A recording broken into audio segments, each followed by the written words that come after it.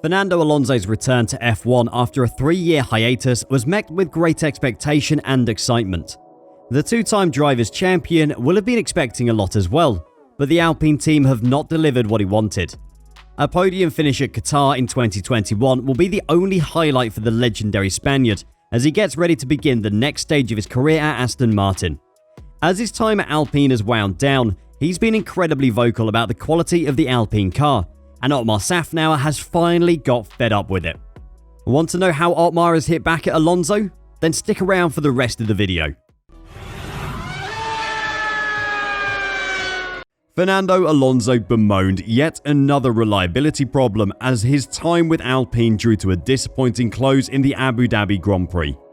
The Spaniard's second year back with the Ensign-based team took a major downturn in the final third of the campaign, partly due to issues with his car, and also the internal dynamic since he announced at the start of the summer break he would be joining Aston Martin for 2023.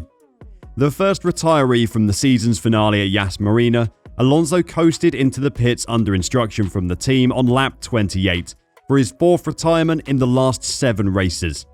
But as the 41-year-old pointed out afterwards, the difficulties date back much longer, all the way back to Saudi Arabia in May. And he's ended 2022 9th in the driver's standings with 81 points, the same total as last year, and a much lower tally than would have reflected his competitiveness. Unfortunately, another engine problem, Alonso told the media. It has been a little bit the summary of the year.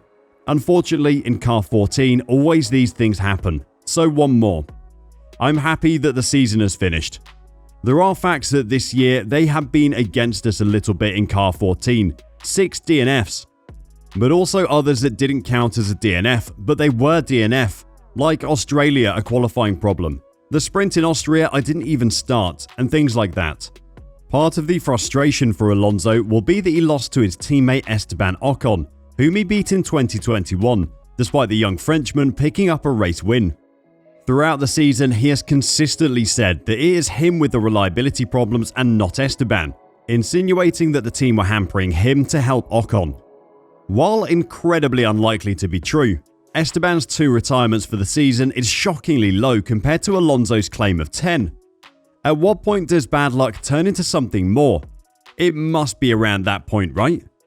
Alpine are done listening to Alonso's complaints though, and now he's gone from the team, Esteban Ocon and team boss Otmar Szafnauer are free to give their opinions.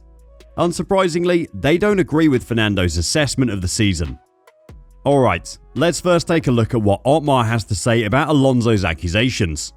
Team principal Szafnauer has been clear that Renault elected to forego reliability this year in pursuit of performance with its 2023 power unit, taking advantage of the rules that allow developments with regard to the former.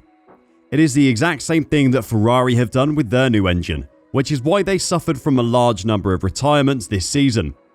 Mercedes went in the complete opposite direction and suffered the least retirements this season. Whether that will come back to bite them in a few seasons' time, we'll have to wait and see. Responding to Alonso's frustrations, Szafnauer said, "Some of the conditions that produced some of the failures would be very difficult to replicate on the dyno, and when we did have those failures, we quickly got on top of them and corrected them. One of the failures was minor, an assembly error on the part of a mechanic putting the engine together. That kind of stuff is impossible to replicate when you're doing dyno work. However, you learn from them and you put the process in place so this can't happen again.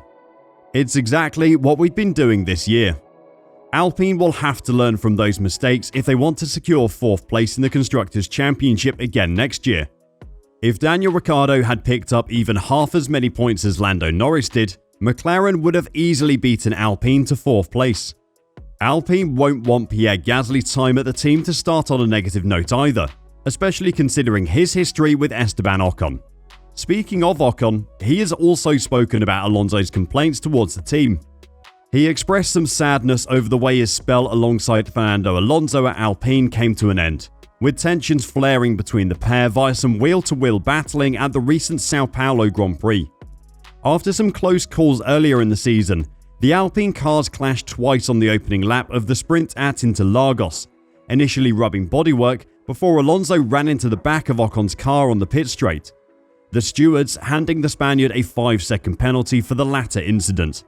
Speaking post-race, Alonso commented, "It's far from ideal when it's your teammate, but it's been a little like this with Ocon all year long," before referencing his move to Aston Martin by adding, "It's one more race and then it's over finally." Asked about Alonso's comments as the F1 paddock reconvened one more time in 2022 at last weekend's Abu Dhabi finale, Ocon said, "It's no secret that I was disappointed in seeing his comments after the race. There was no need for some of the criticism that he has done. You can understand why the team are annoyed at how Alonso has been acting since announcing he would be moving to Aston Martin in 2023. There is no proof that Alpine had been sabotaging Alonso's car during the season, nor proof that the team were being any less careful with his parts. They will be disappointed with how he's speaking about them and it will hurt them. There are those around the sport that sympathise with Alonso though." Jenson Button admitted that he found it difficult to watch Fernando Alonso enduring continual reliability problems with Alpine this season.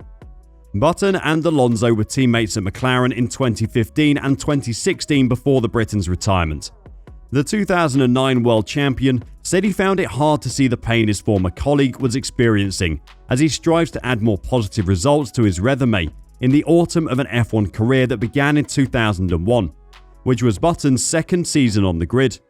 "It's a tricky one," the 42-year-old Briton said after the Mexican Grand Prix. Fernando seemed very positive on the radio when he came in for his tyre stop. The team were like, "Let's go for the hard, it seems to be working." And Fernando was like, "Yeah, let's do it." And he seemed really up for the challenge. Alonso would go on to have a power unit failure during the race, which led to his retirement. Button carried on by saying, "So a toughie for Fernando, and on the radio, he was a calm Fernando compared to what we've seen before. But then he let it rip when he got out of the car."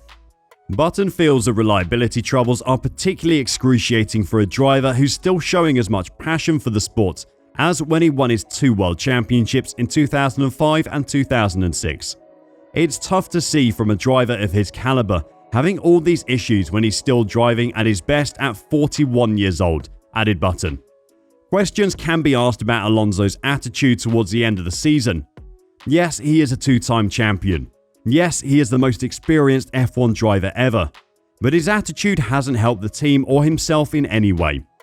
The move to Aston Martin will hopefully give him a chance to reset for next year and prove just how good a driver he still is.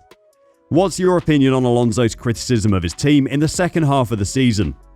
Let us know in the comments down below, and until next time, drive safe and bye for now.